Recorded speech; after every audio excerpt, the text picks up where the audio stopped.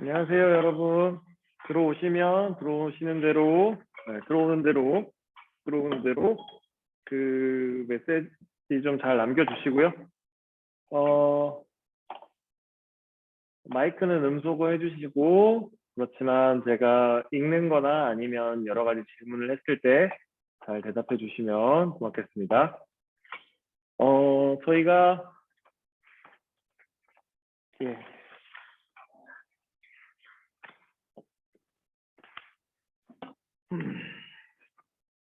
잠시만요. 진도 좀 확인하겠습니다.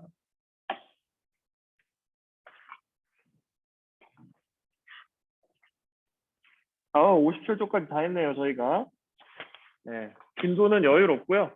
저희가 조금 그 부분을 다시 한번 좀 정리하면서 진도 나간 부분도 정리하고 문제도 풀이하면서 같이 한번 진행해 보도록 하겠습니다.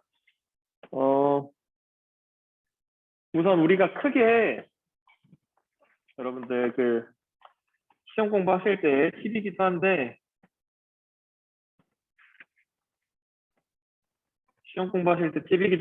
이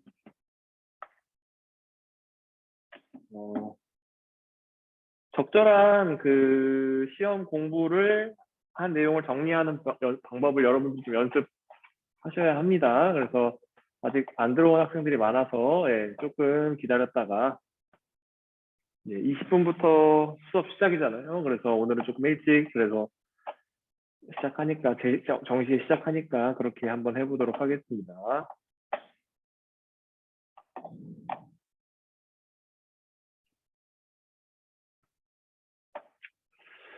이거를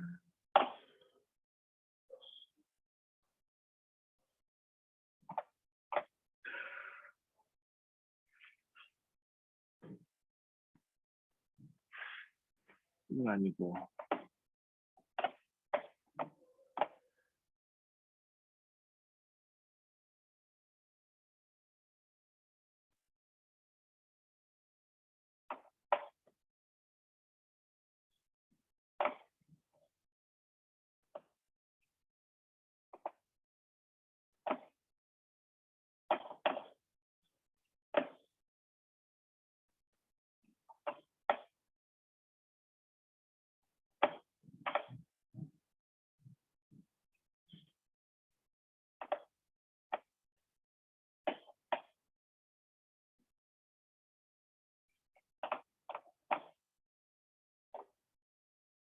자, 여러분들 그 각 반에 그 친구들 좀 그 잘 들어올 수 있게 좀 챙겨주세요.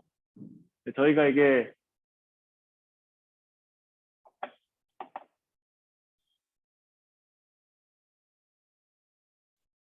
이동 수업이다 보니까는 이걸 또 못 들어오시는 분들이 있더라고요. 그래서 그렇게 좀 잘 좀 챙겨주시고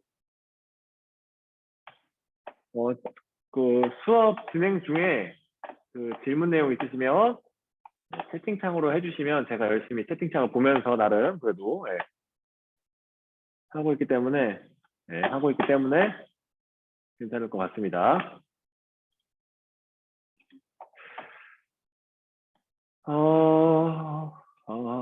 예. 그래도 다 들어오고 있고 저희가 우선 배운 내용을 조금만 정리를 해보고 이렇게 같이 한번 문제풀이도 한번 해보도록 하겠습니다. 오늘 31명인데 자, 들어온 학생들은 바로바로 메시지를 남겨주세요. 학번 이름으로 해서 메시지 남겨주시고 되도록이면 아침이라서 이제 얼굴 상태가 이제 좀 좋지 않다고 하면 뭐 마스크 껴도 되니까 본인의 그런 공부하는 모습을 적절하게 보여줄 수 있게 이 영상도 켜주시면 감사하겠습니다. 그리고 여러분들 제가 지난 수업 시간에 그 시험 그냥 객관적인 공지로 뭐 선택형 문항 18문항 출제된다 그랬는데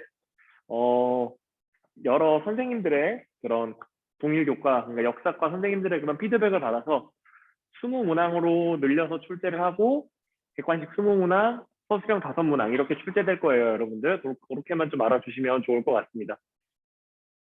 객관식은 80점 만점이고 네, 서술형은 20점 만점입니다. 그래서 100점 만점이고 그게 네, 중간기만 합쳐서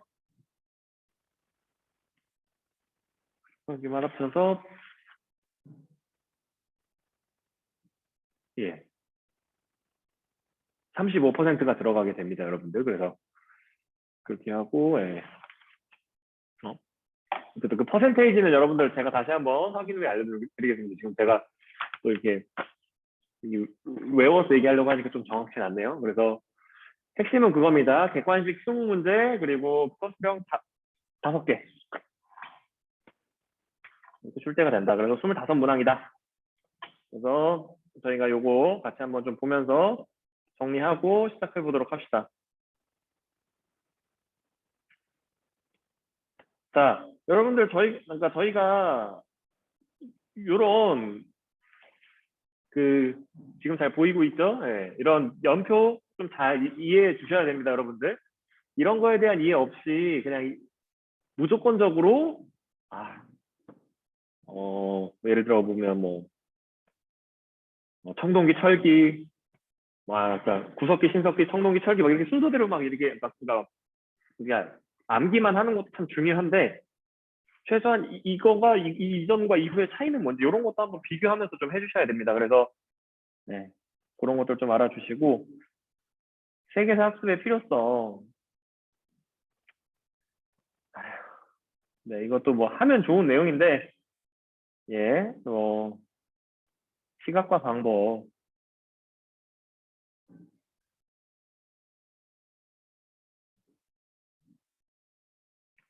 여러분들 꼭 시험 범위에 있는 건 한 번씩은 꼭 읽어 보셔야 됩니다. 아시겠죠?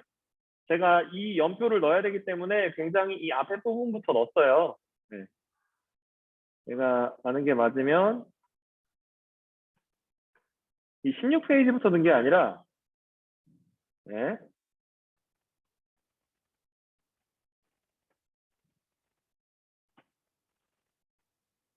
여기서부터 넣었거든요, 여러분들. 요 연표가 들어가야 되기 때문에. 그래서 여러분들도 요 연표부터 한번 쫙 봐주시고 핵심은 그거예요. 네, 여러분들 그러니까 이 세계사라고 하는 게 지금 계속 우리가 배우면서도 느꼈지만 우리 동양인의 관점에서 보게 되면 중국사가 중심이 되고 있습니다. 여태까지는. 뭐 한국사를 우리가 따로 배우기 때문에 이게 한국사에 대한 그 서술이 굉장히 적은 것도 있지만 그 중국사가 이게 주로 서술되고 있다는 것도 사실이고요. 그래서 네, 이 부분을 학습하실 때는 네, 여기 예, 이런 생각 지도들을 꼭 좀 잘 참고해서 해주시고요. 여러분들 여기서 우리가 학습할 때 가장 중점적으로 봐야 될 부분이 뭐냐면 네, 오스트랄로피테쿠스가 출현하고 계속 발전했다. 이런 것들 네, 좀 그냥 알아주시면 될 것 같습니다. 그래서 핵심은 그거죠. 이 신석기 혁명, 즉 간석기가 나오기 전까지는 수렵하고 채집하는 활동을 하며 살았다. 이렇게 알아주시고요. 그래서 최초의 인류가 탄생한 지역은 어디인가. 그래서 최초의 인류 오스트랄로피테쿠스가 아프리카에서 태어났다. 이런 거 정도만 좀 알아주시고요. 그리고 자료 1을 참고해서 1040대 인류의 진화 과정을 발표해보자. 그래서 네, 다양한 오스트랄로피테쿠스 이후에 다양한 계통의 인류가 공존하다가 얘만 살아남았다. 그래서 여러분들 요즘 핫하게 유행하고 있는 핫하게 유행하고 있는 뭐라고 해야 될까요? 사피엔스? 그 책에서 보면 이 호모 사피엔스만이 눈에 보이지 않는 그런 공통의 그런 기억을 가질 수 있게 하는 존재들을 만들어서 그걸 통해서 공동체의 규모를 늘렸기 때문에 계속 존재할 수 있었다. 뭐 이렇게 설명하는데 상당 부분 네, 설득력이 있는 것으로 보입니다. 여러분들 참고적으로만 좀 알아주시고요. 네, 다음으로 넘어가서 네, 여기서는 돌, 청동기, 철기로 이런 도구의 변화가 이 선사 문화의 핵심이다라고 알아주시고 그래서 이런 생각 지도는 잘 같이 좀 봐주시고요. 그래서 구석기 시대의 대표적인 도구, 뗀석기고요. 그리고 이런 모든 것들 좀 잘 정리해 주시고, 이런 도표 같은 것도 잘 봐주시고요. 네, 그래서 순서와 곱하기. 그래서 핵심은 그겁니다. 이 삶이라고 하는 게 처음에는 굉장히 좀 동굴에서 살고 이런 삶을 살았다가 신석기 시대가 되면서 구석기 시대에서 신석기 시대로 되면서 이 농업이라고 하는 생산이라고 하는 이 과정이 들어오게 되고 이것 때문에 많은 삶의 변화가 생겼다. 그리고 이 신석기 혁명부터가 어떻게 보면 정말 이게 좀 그 기존에 있었던 다른 동물들과는 달라지는 그런 시작점이 되는 거죠. 그래서 그렇게 좀 알아주시면 좋을 것 같습니다.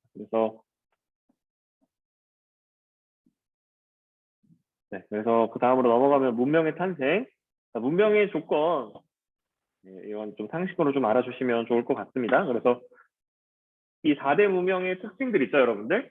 메소포타미아 문명, 이집트 문명, 황허 문명, 그리고 인더스 문명. 요 네 가지의 특징을 좀 알아주시고요. 요 네 가지의 특징이 대부분 요 문명들이 있는 그 자연환경과 연관이 된다라고 하는 것도 알아주시면 좋을 것 같습니다. 그래서 핵심은 그거예요. 그래서 이 문명들이 대부분 이 청동기를 사용하기 때문에 이 계급이라고 하는 게 굉장히 그 이전 신석기 혁명 때부터 시작했던 어떻게 보면 소유의 차이, 소위 말해서 그것 때문에 격차가 이렇게 점점 벌어지던 게 이제는 완벽히 계급화되는. 그래서 이 사람은 제사를 지내는 사람, 이 사람은 정치를 하는 사람, 이 사람은 정치하는 사람을 돕는 사람, 그 밑에서 피지배층인 사람 이렇게 하면서 분화가 발생을 했다. 그래서 그런 것들을 좀 알아주시면 좋을 것 같습니다. 그래서 신석기 혁명의 그 농업과 청동기 이후의 농업이 점차 이렇게 발전되는 거다. 그래서 우리나라 같은 경우에도 고조선 시기에 벼농사가 보급됐다고 하잖아요. 그래서 그런 것처럼 농사가 점점 발전을 해 간다라는 것도 알아주시면 좋을 것 같습니다. 그래서 밑으로 넘어와서요. 그래서 생각지도 여기서도 좀 잘 봐주시고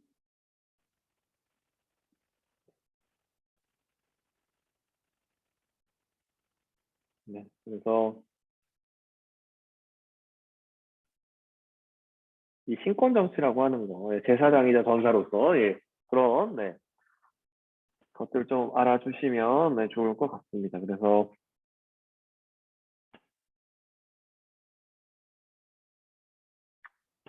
그렇게 좀 알아주시고요. 그리고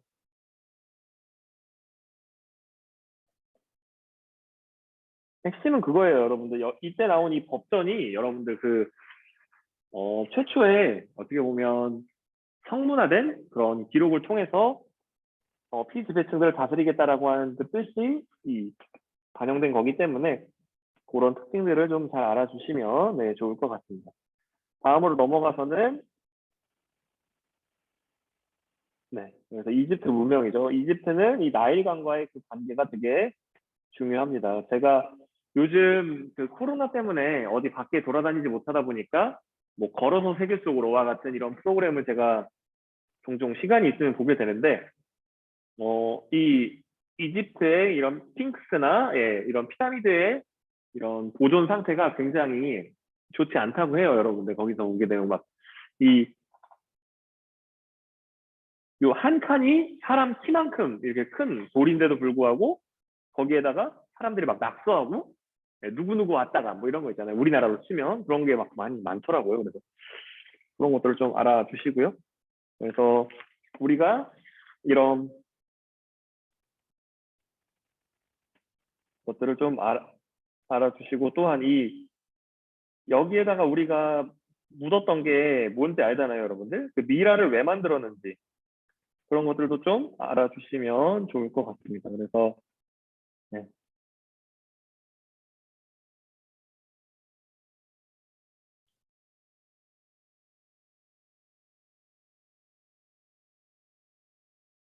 어,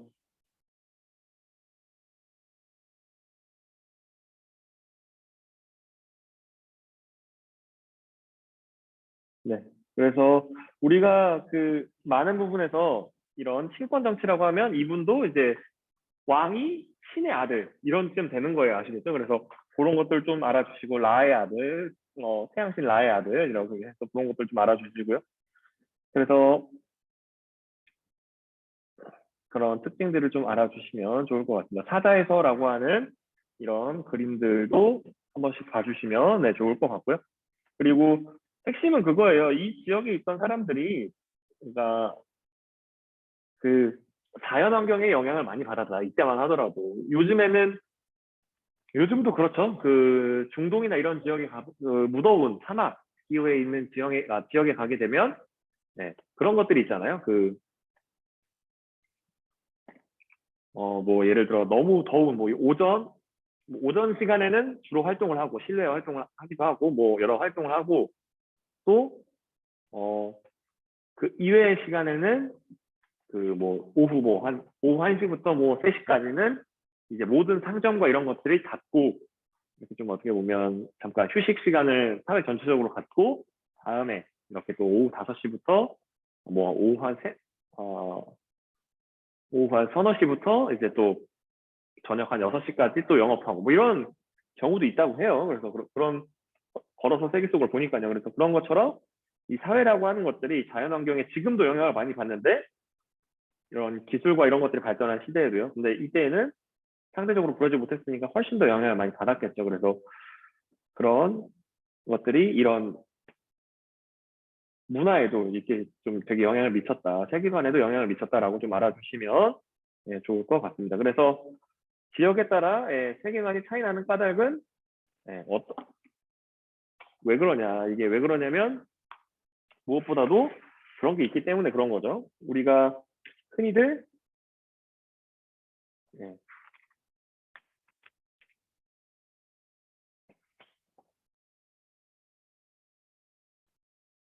예, 그래서 메소포타미아 그왜 그러냐. 그래서 세계관의 차이가 예, 자연환경과 이런 여러 가지 것들의 영향을 많이 받기 때문이고 그래서 다양한 문화에 대한 이해가 필요하다. 그래서 자연환경이 영향을 준다라고 하는 거. 예, 특히 예, 그 문명에. 그래서 문명이라고 하면 여기에는 또 사람도 존재할 수 있겠고요. 뭐 도시나 이런 유형의 하드웨어도 될 수 있겠죠, 여러분들. 그래서 이런 소프트웨어, 하드웨어가 이렇게 모두 영향을 받는다라고 알아주시고요. 그래서 인도 문명에서는 네, 아리안족이 내려오면서 네, 드라비다인이 살았는데 여기서 살았는데 네,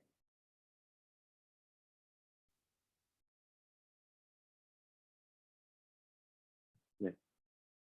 근데 이 드라비다인이 세운 거를 이제 조금 있다가 보게 되면 네, 아리아인이 예, 철제 농기구 가지고 예, 네, 어떻게 보면 여기 나오네요. 1500년경에. 그래서 아리아인이 예, 밀고 들어오면서 카스트 제도가 생겼다. 그래서 우리가 흔히 아는 그 요즘도 인도 상류층을 보게 되면 조금 더 백인에 가깝잖아요. 그래서 그 히틀러가 얘기했던 것도 아리아인의 뭐 우수성을 뭐 전 세계에 뭐 확산시킨다 뭐 이런 말도 안 되는 소리를 하면서 전쟁을 한 것처럼 이런 좀 더 인도에서도 피부가 이렇게 좀 더 이렇게 유럽 인종에 가까우신 분들이 이 지배층을 지금도 많이 형성하고 있다라고 이렇게 알아주시면 네, 좋을 것 같습니다. 그래서 그런 것들 좀 알아주시고요. 그리고 이 중국 문명에서는 네, 네, 뭐 이때 뭐 신석기 시대가 이때 나왔다 이런 거 알아주시고 네, 다양한 뭐 톡이나 이런 것들이 나왔고 네, 정치 조직이 출현했다 신석기 말기부터 네, 그래서 최초의 왕조인 하가 이때 세워졌다. 상은 네, 이때 됐고요. 그래서 대부분의 이런 초기 이런 문명들은 이런 일부를 제외하고는 대부분 이런 신권 정치, 그러니까 자신들의 이런 정치의 정당성이 신으로부터 부여됐다라고 주장을 하고 있죠. 그래서 그런 특징들을 좀 참고적으로 알아주시고요. 그리고 그 이외의 그런 부분에서는 개별적인 특징들도 잘 알아주시고요. 그래서 여러분들 나중에가 이제 우리 이미가 배웠지만 그 한국사에서 뭐 뭐 사림들이 뭐 주례를 강조했다 해서 그 주례가 여기서 나오게 되면 그 주나라의 예법이라고 해서 주례라고 하는 거예요. 아시겠죠? 네, 그래서 참고적으로 알아주시고요. 그래서 이 주나라의 봉건제도가 왕과 왕의 가족들에게 이 땅을 나눠주고 이것들을 이 관리하게 했던 건데 이게 아들에서 아들로 넘어가다 보니까 더 멀어지게 돼서 나중에는 이 춘추전국 시대가 나오게 된다라고 하는 것도 말씀드렸고요. 그래서 네, 봉건제라고 하는 거 좀 잘 알아주시면 네, 좋을 것 같습니다. 그래서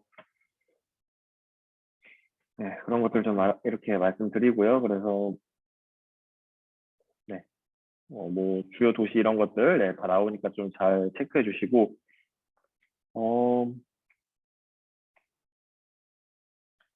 그리고 네, 하라파, 모헨조다로 그리고 겐지스강 유역에서 네, 네, 생산력이 더 좋았죠, 여러분들. 그래서 높아졌고 아리아인이 원주민을 지배하는 과정에서 카스트가 등장했다. 뭐 이런 거. 무엇보다도 이게 그 인더스 강에서 이 겐지스 강으로 확장하는 거랑 네, 카스트 제도 이거를 좀 알아주시면 좋을 것 같아요. 네. 갑골문 이런 것도 좀 알아주시고 친권 정치 이런 특징들을 좀 알아주시면 좋을 것 같습니다. 그리고 자 여러분들 이 문명이 있었으면 이 문명을 전달하는 사람들도 있었다라는 거 예, 참고적으로 알아주시고 대표적인 분들이 이 페니키아인, 히타이트, 그다음에 헤브라인, 하이브라인, 에게의 문명. 그래서 알파벳을 만든 페니키아인 그리고 히타이트라고 해서 이 철기 문화와 전차를 활용해서 활발한 정복 활동을 한 히타이트 왕국도 있었다라고 알아주시면 좋을 것 같고요. 그리고 헤브라인은 지금의 그 유대인들을 말하는 겁니다. 그래서 이 분들이 예, 유일신 사상으로 유대교를 믿었다. 그리고 이 유대교가 크리스트교와 이슬람교에 영향을 줬다. 네, 이런 것들을 좀 알아주시고요. 그리고 제가 얘기했었죠. 저희 이 메소포타미아 문명이 예, 여기 크레타 섬으로 가서 요 그리스 문명의 여기서 보면 지도 어디 있어? 네, 그래서 여기서 이쪽 지중해로 이렇게 확장되면서 여기로 넘어가서 유럽 문명에 영향을 줬다라고 이렇게 좀 알아주시면 네, 좋을 것 같습니다. 그걸 또 설명하고 있는 네, 내용이고요. 그래서 그런 것들을 좀 알아주시면 좋을 것 같습니다. 그리고 다음으로 넘어가서 어떤 의미가 있을까? 예, 예.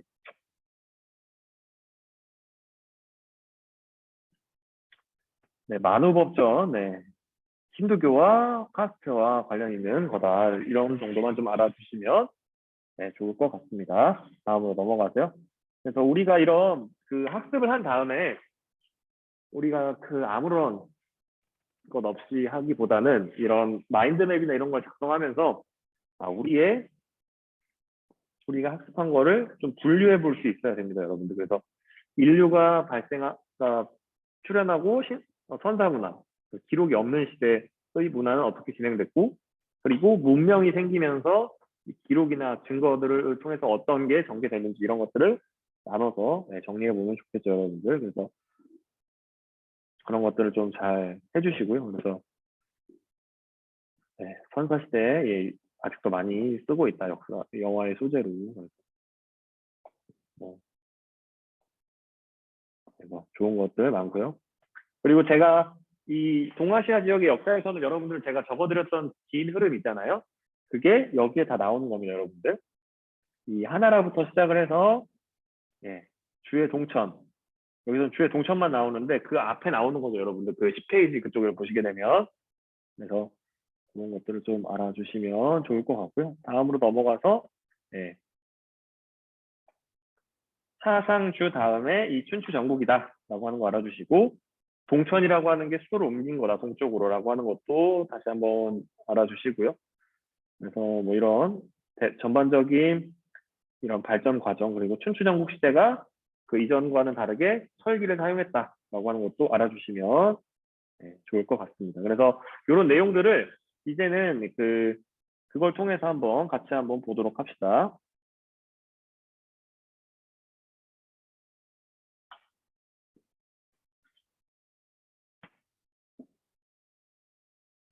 자, 여러분들 이 문제를 잠깐 좀 봐주세요.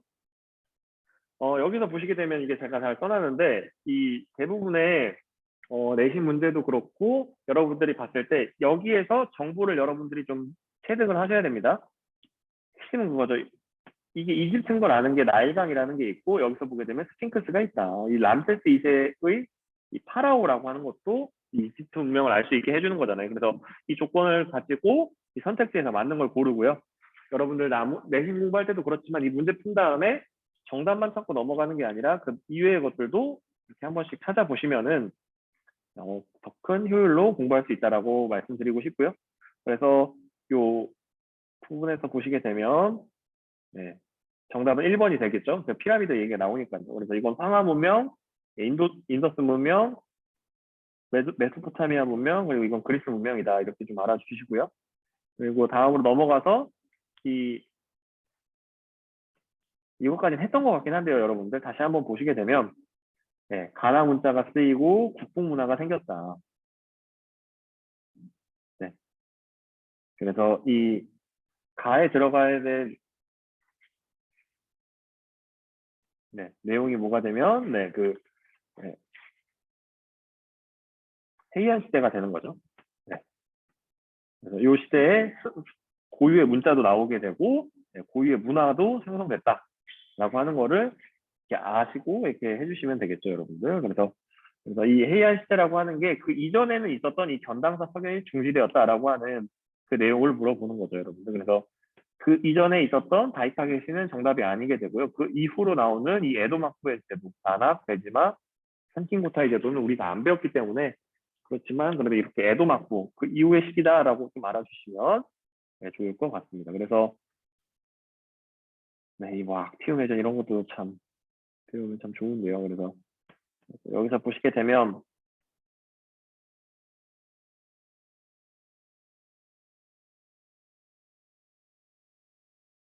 이건 청나라에 대한 거니까 넘어가도록 하고요. 이건 진시황에 대한 거니까 여러분들이 풀어볼 수 있겠죠. 그래서 균전제는 그러니까 제일 처음에는 북위에서 시작했습니다, 여러분들. 북위의 제도인데 이게 수나라를 거쳐 당나라에서 본격적으로 사용됐다라고 하는 것도 알아주시면 좋을 것 같습니다. 그리고 장관의 서역 파견은 한나라고요.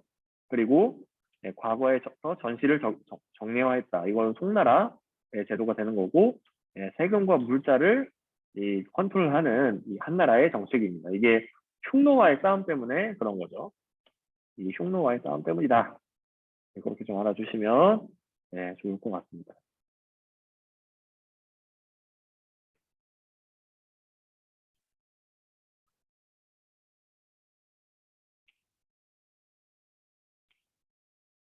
이거는 이 인도에서도 조금 더 다른 내용이 좀 필요한 부분이라서 마우리아 왕조 이쪽이라서 아직 안 배웠기 때문에 그렇게 좀 진행될 것 같고요. 그리고 이거는 여러분들 나중에 명청시대 다음에 이게 좀 배우게 될 내용입니다, 여러분들. 그렇게 좀 알아주시고요. 그리고 다음으로 넘어가서는 이것도 이 동남아시아 관련 내용인데요. 베트남 유신의 이 베트남의 역사거든요. 그래서 베트남도 여러 침략의 역사를 많이 다 받게 되는데 중국과 유럽으로부터 그래서 그런 내용들도 다음에 한번 같이 배우도록 하겠습니다. 이 13번 보시게 되면 이런 내용들이 많이 나와요, 여러분들. 그래서 폐하, 송이, 우리 땡땡과 동맹을 맺었습니다. 송은 우리와 힘을 합쳐 거란을 공격하기를 원합니다. 함께 공격해서 거란을 멸망시킨 후 만리장성을 경계로 남쪽은 송이 차지하고 나머지는 우리가 차지하는 또 좋다는 약속을 받았습니다. 참 이게 송나라가 참 힘든 대외 관계를 갖고 있었다는 게 여기서도 느껴지죠. 자기 스스로 이런 침략을 방어하지 못하니까 이 도움을 받았다라고 하는 걸 좀 알아주시고요. 그래서 요거는 한나라 촉이죠. 한 고제 또는 고조 유가 이 포로로 잡히게 되면서 화친을 했던 그리고 나중에 무제 때 정벌을 하게 되죠. 그래서 그런 것들 좀 알아주시고요. 그래서 네, 이 두 가지는 이게 청나라 제도여서 3번의 난이나 지정은 제도는 그때 그 부분을 배우면서 함께 공부해 보도록 합시다. 그리고 견융의 침입을 받아 천됐다. 그래서 그런 것들 또 알아주시고요. 그래서 다음으로 넘어가서 네, 이거 산업혁명도 이게 저희가 안 배웠기 때문에 넘어가도록 하겠습니다. 그래서 네, 여기도 예, 유럽사고요. 그래서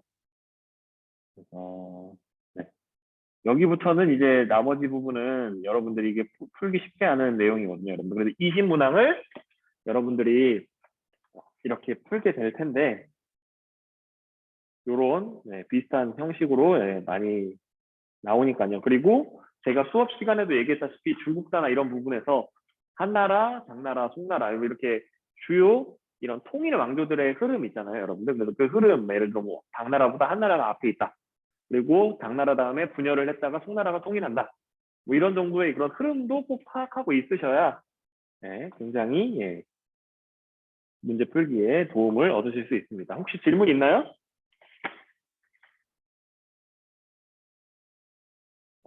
이 부분에서 질문 없으면 좀 더 같이 한번 이 수업했던 내용을 같이 좀 더 정리를 해보도록 하겠습니다. 자, 그래서 이 춘추 전국 시대의 특징이 여러분 뭐였죠? 자, 요번 시간에 예, 제 기억이 맞으면 예, 마지막 박성희 학생까지 다 했던 것 같아요. 그래서 예, 그 강병규 학생부터 조금만 여쭤볼게요, 여러분들. 자, 강병규 학생, 강병규 학생 안 들어왔나요?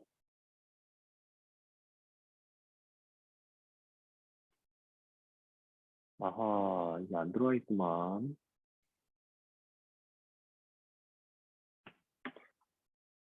손병우 학생,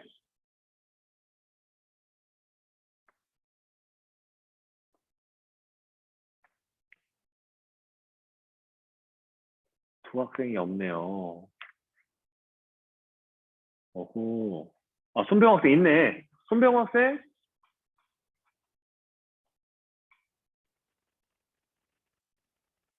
자, 제 질문에 한번 대답 좀 해주세요. 자, 춘추 전국 시대의 문화적 특징이 뭐죠? 춘추 전국 시대의 문화적 특징. 제가 이게 동그라미 쳐놓은데,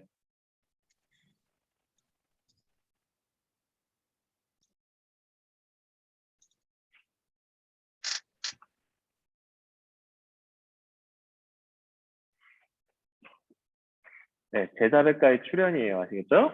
네, 네, 네. 그래서 이 손병 학생 잘 듣고 있죠? 네, 그래서 그렇게 좀 쫓아와 주시고, 이 제자백가의 출연이라고 하는 게 이 혼란한 이 정치 상황을 극복하기 위한 여러 가지 이상적인 그리고 또 현실적인 방법론으로 사용되었다. 자, 그래서 이 춘추 전국 시대를 통일한 제자백과의 출연 네, 나오죠, 여러분들. 그래서 유가는 공자, 맹자. 그리고 여기서 인과 예 이런 특징들 알아주시고요. 노장 사상은 네, 무의자요. 네, 인위적이지 않고 자연스럽다. 뭐 이런 네, 얘기고요. 그리고 요 진나라가 사용했던 요 법과 사상도 알아주시면 네, 좋을 것 같습니다. 다음으로 넘어가서요. 뭐 유가 법과 그리고 또 노장 사상, 이렇게 도가 사상 그래서 그 비교들이 나오고요. 그래서 여러 제국이 난립한 까닭은 뭐죠, 여러분들? 네, 바로 주나라와 혈연 관계로 맺어져 있었는데 그 혈연 관계가 그 아래로 내려가면서 굉장히 멀어졌기 때문이죠. 예.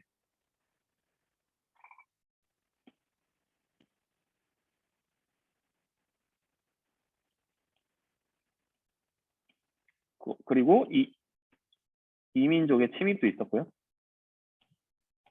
네. 그러니까 그 주나라가 침입을 받아서 수도를 옮기면서부터 이렇게 좀 이게 시작했다라고 하는 거랑 그 혈연 관계가 약해졌다라고 하는 거. 예, 그리고 뭐 네, 네. 전국 시대에 왜 증가했냐? 철제 농기구 때문이다. 그거랑 관계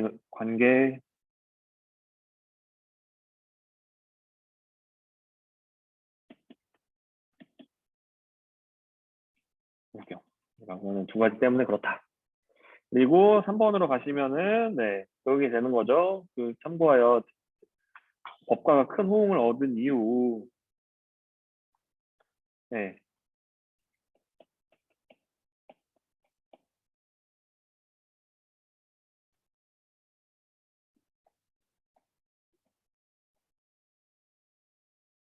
여기 두 가지 그 부국강병과 군주권 강화에 도움이 되기 때문입니다, 여러분들. 그래서 법과 사상이라고 하는 게 그 혼란한 시기에는 그 효율성이 되게 중요했을 거잖아요. 그 왕의 명령이나 아니면 국가의 이런 것들이 이렇게 효과적으로 전달되는 거에 굉장히 필요로 했기 때문에 그래서 그렇게 좀 알아주시면 좋을 것 같습니다, 여러분들. 네, 그래서 다음으로 넘어가서 춘추 전국을 통일한 진나라가 짧은 기간 만에 멸망을 하게 되고요. 그리고 그 진나라가 통일하는 과정에서 겪었던 어려움, 그러니까 통일하고 나서 수많은 사람들이 반감을 가졌을 거 아니에요. 이 봉건제도를 꾸준히 했었는데 봉건제도에서 그 모든 그 편리함을 누리던 지배층으로 누리던 사람들이 바로 군연제로 바뀌게 되면서 많은 거를 빼앗겼다라고 생각하다 보니까 한나라는 초기에는 두 가지를 섞어서 다스렸다. 그래서 여기서 보게 되면 군연제로 갔었는데 그리고 군사경유 했었는데 이거를 바꿨다라고 알아주시면 군국제로 바꿨다라고 좀 알아주시면 좋을 것 같습니다. 그리고 이때 만리장성 쌓은 건 제가 얘기했었죠, 여러분들. 흉노를 밀어내고 만리장성을 쌓았다. 이 만리장성이라고 하는 게 흙으로 쌓았었다. 지금은 명나라 때 쌓은 게 남아있는 겁니다. 그래서 참고적으로 알아주시고요. 그래서 토목공사의 반발과 이런 최초의 농민 반란이었던 이 진승 오강의 난으로 멸망했다. 그래서 모든 걸 다 통일했다. 이렇게 보면 좋을 것 같고요. 도로도 닦고 여러 가지를 했다. 그리고 제가 한나라의 성립과 발전에서는 그 진나라의 성립 과정과 비교해서 제가 이해해 달라고 했잖아요. 그래서 그런 것들을 좀 잘 알아주시면 좋을 것 같습니다. 그래서 이 무제 때 군현제가 실행되기 전까지는 공국제를 썼다라고 하는 것도 알아주시고요. 그리고 동중서라고 하는 분이 유교적 통치 이념을 적용할 것을 그 건의했고 그것이 채택되고 황제 중심의 정치 체제가 확립이 됩니다. 그래서 북쪽으로는 흉노, 서쪽으로는 동맹군을 찾아 장관을 대월지로 보내게 되고요. 그리고 서역으로 이렇게 영향을 넓히게 됩니다. 그래서 최초로 이 비단길을 개척하게 됐다. 그리고 이 무제 대원적으로 재정이 어려워지자 여러 경제 정책을 시행했다. 그래서 경제 정책의 이런 내용들을 알아주시면 좋을 것 같습니다. 그래서 뭐든지 이런 최고로 발전하는 시기가 오게 되면 그 이후의 시기에는 일정 정도 쇠퇴가 오게 되는데 이 무제 사후에 외척의 그 외척 왕망이 이렇게 반란을 일으키게 되면서 이 신이라고 하는 나라가 잠깐 들어오게 됩니다. 그래서 토지 국유화 그리고 노비 매매 금지 등 이런 여러 가지 그 뭐라고 해야 될까요? 진나라를 목표로 한 것도 아니고 그 이전이었던 주나라의 그런 모습들을 회복하려고 개혁을 했으나 호족들의 반발로 무너지게 되고요. 그래서 전한의 왕족인 이 광무제가 다시 한을 세우게 됩니다. 그래서 러양의 도읍을 정한 다음에 후한을 세우게 됩니다. 그래서 여기서 보시게 되면 전하는 장안이었는데 여기서 러양이 됐다.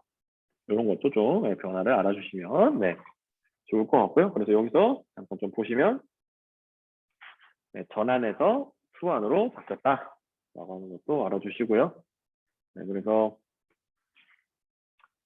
그리고 그러나 2세기 때부터 환관과 외척, 관료 사이의 경쟁이 또 다시 강해지니까 이 농민 반란이 다시 한번 황건적의 난이라고 하는 게 발생을 하게 되고요. 그리고 후한이 220년에 멸망을 하고 이 삼국시대가 등장합니다. 그래서 그런 것들 좀 알아주시고요. 그래서 여러분들 그렇게 좀 알아주시면 돼요. 아시겠죠? 이 굳이 순서대로 따지게 되면 이 중간에 짧게 진나라가 진행했던 분연제가 있었죠. 이건 주나라가 한 거고 이거는 전한 초기가 되는 거고요. 그리고 이게 무제 때가 되는 겁니다. 한무제 때. 그래서 그런 것들 좀 잘 정리해 주시면 좋을 것 같고요. 그래서 체륜이라고 하는 사람이 종이 만드는 법을 그 기록의 수단으로 썼고요. 근데 요즘에는 종이 없는 사회가 되고 있다. 그렇지만 여러분들 그거 있잖아요. 여러분들 저만 그런 건 아니라고 생각을 하는데 여러분들도 공부할 때 태블릿 PC로 그 책을 읽고 공부하는 것보다는 이런 유형의 책에다가 잘 안 보이네. 이런 유형의 책에다가 이렇게 여러분들이 밑줄도 긋고 이렇게 뒤적뒤적 부스럭부스럭 넘기고 하면서 하는 게 좀 더 머릿속에 잘 남는다고 생각하는데 어떻게 보면 그 인간이 이 책을 통해서 지식을 전달하고 기록을 전달하고 했던 기간이 이런 디지털 기기를 활용하는 것보다 굉장히 길었기 때문에 그 방향으로 이렇게 맞게 적응을 해와서 그런 걸 수도 있습니다, 여러분들. 그런 것들도 좀 참고적으로 알아주시고요. 그래서 요 한나라 시대에는 여러분들 향거리 선제를 통해서 호족 아저씨들이 관직까지 중앙정치까지 진출을 해서 주도적으로 활동했다. 그리고 토지 소유를 제한하는 법령과 중농 억상 정책을 시행했으나 호족의 성장을 막을 수는 없었다. 그래서 그런 것들을 좀 알아주시고요. 그래서 중국 문화의 기틀이 마련되고 육아 사상이 이 황제의 권력을 이렇게 어떻게 보면 서포트하는 그런 수단으로서 계속 받아들여지게 되면서 관리들을 채용하는 그리고 이 관리가 되기 위한 사람들이 공부해야 하는 많이 그런 학교나 이런 것들을 같이 세우게 됩니다, 여러분들. 그래서 그런 것들도 좀 알아주시고요. 다음으로 넘어가서 천인상관설. 그러니까 여러분들 그거예요, 여러분들. 하늘과 사람은 연결되어 있다, 관련이 있다 이런 뜻이에요, 여러분들. 그래서 덕과 교화의 힘으로 다스려야 된다. 소위 말해서 왕이나 이런 다스리는 사람들이 모범을 보이고 도덕적으로 통치해야 된다. 뭐 이런 얘기를 하는 거고요. 그래서 그런 도덕적 통치가 불가능해지게 되면 그러니까 한나라라고 하는 나라가 굉장히 힘들어질 것이다. 뭐 이런 얘기도 뭐 했다고 하는데 그래서 그렇게 좀 알아주시고요. 그래서 분서갱유 이후에 여러분들 이 분서갱유가 여러분들 법과 사상 이외의 사상을 없애버리려고 하는 거다라고 좀 알아주시고요. 그리고 순고학 이게 당나라 정도 때까지는 계속 이 순고학 계열의 이런 유교가 주류 학문이었다라고 하는 것도 저희가 다 배웠던 내용이고요. 그래서 여기서 보시게 되면 다양한 사상들도 생겨나게 된다. 유교라고 하는 통치 이념과 이런 것들이 굉장히 많이 시행됐지만 이런 부분도 있었다라고 하는 것도 좀 알아주시고요.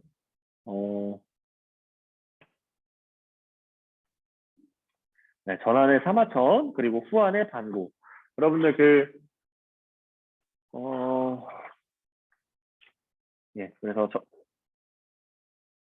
그래서 사마천은 무제 때까지의 역사를 정리한 이걸 하게 되고요. 제가 그래서 이 사마천 아저씨가 그 궁형 받았던 거 말씀드렸어요, 여러분들. 그 한무제가 대회 원정을 시켰던 그 장수를 패전의 이유로 이렇게 되게 사형에 처하려고 하니까 그거에 이렇게 반대를 하다가 이 사마천 아저씨가 굉장히 처참한 형벌을 받게 되고, 그래서 그렇게 힘들고 어려운 개인사가 있음에도 사기를 완성했다. 그래서 요게 핵심은 그거죠. 개인의 전기를 이어가는 것을 중심으로 역사서를 구성하는 기전체. 그래서 여기서 보시게 되면 황제의 역사라고 해서 본기라는 게 있고요. 그 세가라고 해서 제후들의 역사 뭐 이렇게 해서 거기에서도 황제가 어떤 일을 했다. 그리고 또 제후라고 하면 그 밑에 신하격 되는 사람이죠. 뭐 주변의 왕이나 작은 국가에 이 왕이 어떻게 일을 처리했다. 뭐 이런 것 중심으로 편집되어 있다. 그리고 이것 이외에는 여러 가지 제도사, 뭐 제도에 대한 역사, 그리고 열전이라고 해서 그 이외의 인물들에 대한 역사 이렇게 서술이 되어 있다라고 좀 알아주시면 좋을 것 같습니다. 그래서 후한 말기에 이 만들어진 체윤의 이 제지술의 대량으로 모든 것들이 발전했다. 그리고 이게 제가 얘기했었죠. 이 당나라 시기에 이슬람을 통해서 그 유럽에 전해졌다. 그래서 그렇게 좀 알아주시면 좋을 것 같고요. 동서의 문물이 오고 간 여러 교통로. 그래서 이 바닷길을 뭐 송대 뭐 이런 데도 더 꽃피우게 되는 그런 거고요. 그래서 이런 것들을 좀 알아주시면 좋을 것 같습니다. 그래서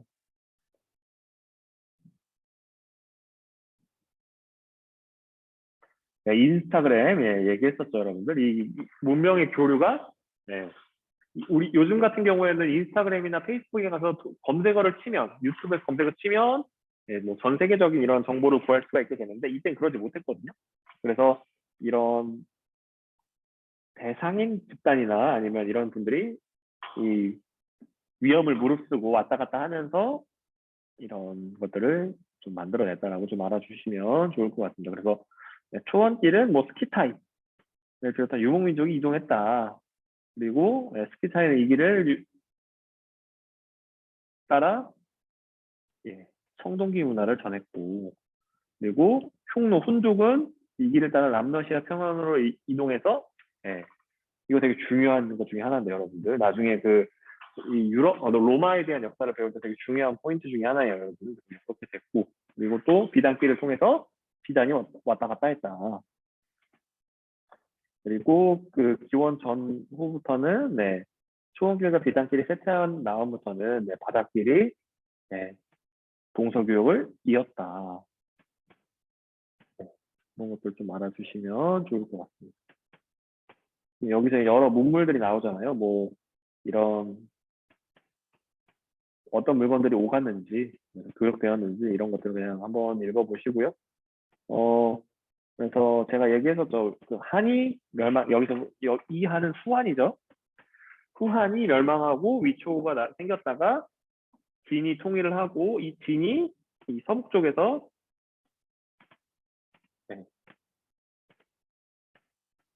북방민족 5호가 침략을 하니까 이 5호에 의해서 화북에서 뭔가 강남으로 밀려나게 되고요. 여기서는 이 5호들이 16개의 나라를 세우는 16국 시대가 나오게 되는 겁니다. 그래서 그런 것들을 좀 알아주시면 좋을 것 같고요. 그리고 이 효문제 되게 중요하다고 했었죠, 여러분들. 그래서 그런 것들 좀 알아주시면 좋을 것 같습니다. 그래서 여러분들이 이런 정리들을 계속 해보셔야 된다라는 얘기했고요. 그래서 그 흐름상으로는 이제 위진 남북조 시기가 되면 이 부품 중정제, 그래서 이 관리 신하들, 관료들을 이렇게 조금 더 이제는 호족이 직접 어떻게 보면 그들의 경제력이나 지방에서의 통치력을 바탕으로 바로 중앙으로 들어오는 게 아니라 그 과정에서 왕이 보는 조건을 중정관이 조금은 어떻게 보면 기준 삼아서 그 기준을 가지고 관리들을 선발하려고 노력하는 그런 모습들이 생겨났다라고 알아주시면 좋을 것 같습니다. 그래서 이때부터 강남 개발이 됐다. 네, 그래서 강남은 창장강 유역이다. 이런 것들도 좀 알아주시면 좋을 것 같습니다. 그래서 향거리 선제는 효와 청렴을 가지고 했다라고 한다면 상대적으로 구품 중정제는 그 중정관이 가문에 관계없이 이 등급을 매기고 추천하면 그것이 어떻게 보면 등용하는 제도가 되게 되는 거죠. 근데 그게 이때 당시만 해도 사람이 이게 막 이게 돌아다니지 않을 때다 보니까 중정관이 가서 뭔가를 했을 때 중정관을 챙겨줄 수 있는 지방 세력들이 어떻게 보면 더 많은 혜택을 입긴 입었다라고 하는 것도 알아주시고요. 그래서 위진남북조의 사회와 문화, 그래서 북조와 남조의 그런 문화의 차이 좀 알아주시면 좋을 것 같습니다. 그래서 강건하고 소박한 기풍이 있었다. 그리고 유교를 존중했다. 북조 같은 경우에는. 근데 반면 남조는 노당 사상과 청담 사상이 유행하고 귀족적이고 자유분방했다. 그래서 현실도피한 거라고 제가 말씀드렸죠. 내가 문화적으로 모든 부분에서 뛰어난데, 소위 말해서 이 전쟁에서 밀려서 내려오다 보니까 이렇게 좀 어떻게 보면 이게 마음이 아팠던 거죠. 그래서 그런 것들 좀 알아주시고요. 그래서 이런 것들이 도연병의 시 귀걸의 사나 아니면 여사잠도 그리고 뭐 이런 것들에서 이 현실도피적인 게 나타난다. 그리고 제가 소박하다고 했지만 엄청 크다. 그래서 그런 것도 농담 삼아 얘기했었고요. 그래서 그렇지만 이건 사실이니까요, 여러분들. 그래서 그런 것들을 봐주시고, 모두 불교가 유행하긴 했다. 그래서 중화인지 오랑캐인지 여부를 차별하지 않는 특성은 북조 왕조가 더욱 이렇게 불교에 매진하게 되는 그런 결과를 가져왔고요. 그 남조에서도 양무제와 같은 황제들이 불교를 지원하면서 불경을 한자로 번역하게 됩니다. 그래서 참 여러분들 그런 거 있잖아요. 요즘도 그 스님들이 그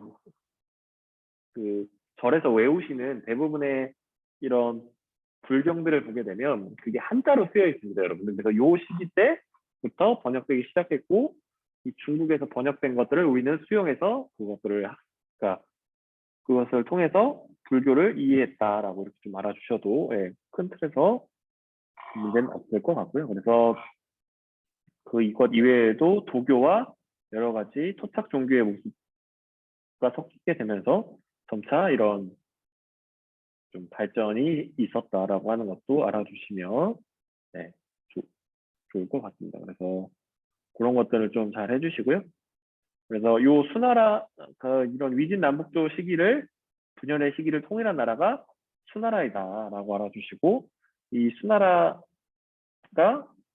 통일하고 나서 만든 여러 가지 제도가 있는데 우리가 좀 중점적으로 봐야 될 부분이 뭐가 되냐면 이 과거제의 도입이다. 그리고 아까 전에 그 북위에서 만들었던 균전제나 이런 제도들을 더 많이 폭넓게 시행을 하고 정착시켰다라고 하는 것들 알아주시면 좋을 것 같습니다. 그렇지만 많은 부분에서 그런 무리한 대외 원정이나 토목공사 때문에 금방 멸망했다. 그래서 그런 것들 좀 알아주시고요. 그래서 당나라에서는 여러분들 이 체제 두 번, 세 번, 네 번 강조해도 중요한 내용입니다, 여러분들.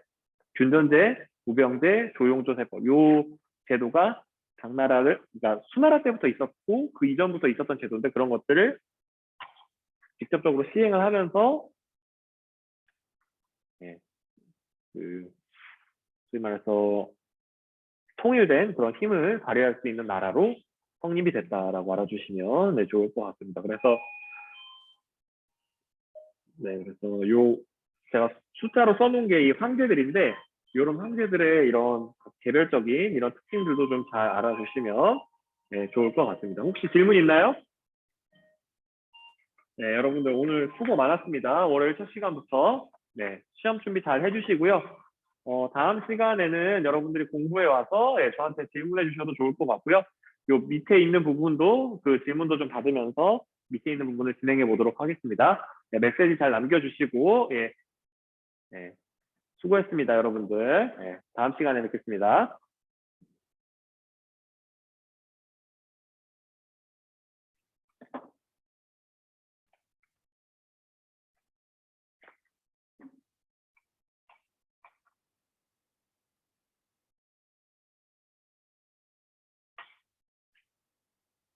예, 수고했습니다.